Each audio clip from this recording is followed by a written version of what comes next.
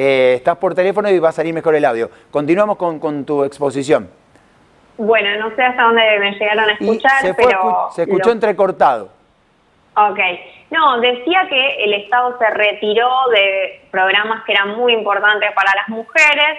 El central te diría que es el programa Acompañar, es un programa destinado a mujeres y diversidades en situación de violencia de género, que fue reducido porque antes eran 6 meses que las mujeres podían acceder a un salario mínimo vital y móvil y ahora se redujo a 3 meses. Además se exige una denuncia policial, cosa que está totalmente en contra de lo que la literatura especializada en violencia de género indica o aconseja. Y sobre todo lo que sucedió es que hubo una licuación del monto que se percibe por el programa Acompañar de un 30%. O sea, las mujeres no solamente cobran la mitad de los meses, sino un 30% menos. Y lo mismo sucedió con el programa Potenciar Trabajo, o mejor dicho, el ex programa Potenciar Trabajo, que hoy fue reconvertido y dividido en 2 programas distintos y que está congelado en 78.000 pesos desde el mes de diciembre del 2023 y entonces perdió un 65% del poder adquisitivo. También en materia de ingresos tenemos que destacar que la jubilación mínima, que mayoritariamente cobran las mujeres porque accedieron a la jubilación vía moratoria y la mayoría de quienes se jubiló por moratoria cobran la mínima, perdieron un 13,3% de poder adquisitivo, primero porque recordemos que Milei modificó la fórmula previsional por decreto y la ató al índice de precios al consumidor, a la inflación, lo cual impide que las jubilaciones puedan crecer en términos de poder adquisitivo, pero además porque congeló el bono para quienes cobran la mínima, que hoy debería ser de más del doble, en vez de 70.000 pesos debería ser de 145.000 pesos si se hubiera actualizado como las jubilaciones mismas. Carolina, y recién te escuchaba que mencionabas la cuestión de la moratoria previsional.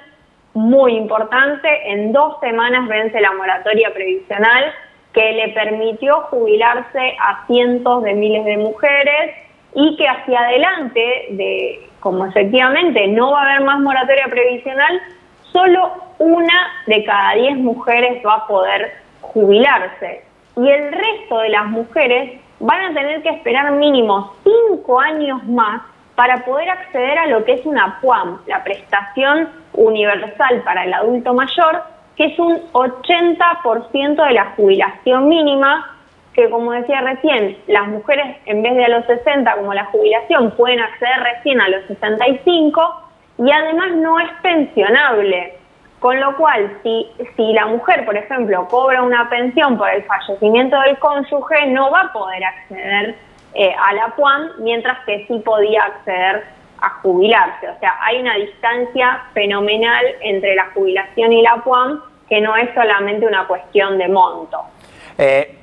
Entre todo lo que dijiste y quedándonos con los adultos mayores, hay un descuido de quienes debemos cuidar más, los adultos mayores, porque no es solamente lo que mencionaste, también el aumento de los medicamentos, nadie puede ir a pedir trabajo a los 65 años, no le van a dar, por más que quisiera esta obligatoriedad de seguir trabajando no sé hasta cuándo.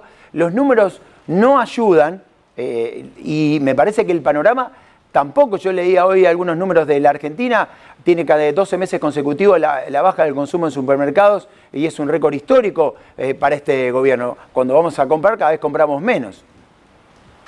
Efectivamente, sí, la cuestión de los medicamentos es central. Antes los medicamentos estaban al 100% cubiertos por el PAMI, para quienes de Milei vemos mes a mes un recorte. Primero se sacaron algunas drogas de lo que es la canasta PAMI. Eso hizo que muchos medicamentos suban mucho más de precio que el promedio mismo de los medicamentos, pero además ahora hay que hacer un trámite y no es para todos los jubilados la canasta cubierta al 100%.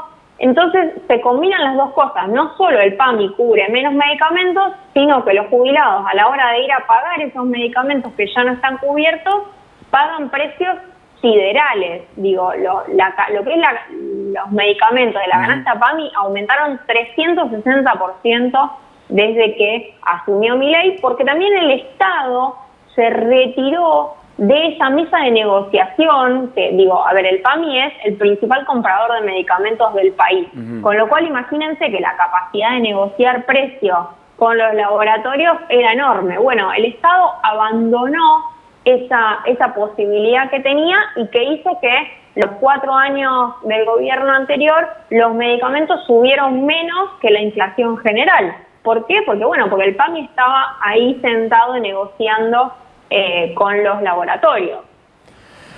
Y después vinculado al consumo en general, sí, efectivamente, no solo en supermercados, sino cuando vemos algunos productos básicos como la carne, la yerba, la leche, no hay una recuperación del consumo. En general, mínimo presentan caídas del 10% respecto a lo que era 2023, y eso también tiene que ver con cómo se mide la inflación, ¿no? Porque cuando vemos en general poder adquisitivo, decimos, bueno, los ingresos ya se están recuperando en poder adquisitivo, pero lo cierto es que la canasta de consumos con la cual el INDEC mide la inflación ya no es representativo de nuestros consumos. ¿Por qué? Porque cada vez destinamos mayor parte de nuestro ingreso a la luz, al gas, al agua, a todo lo que son servicios, efectivamente. Con lo cual queda menos ingreso disponible para ir al supermercado, como mencionabas vos recién. Carolina, te agradecemos tu tiempo y será hasta cualquier otra oportunidad. Por favor, gracias a ustedes por la comunicación. Un abrazo.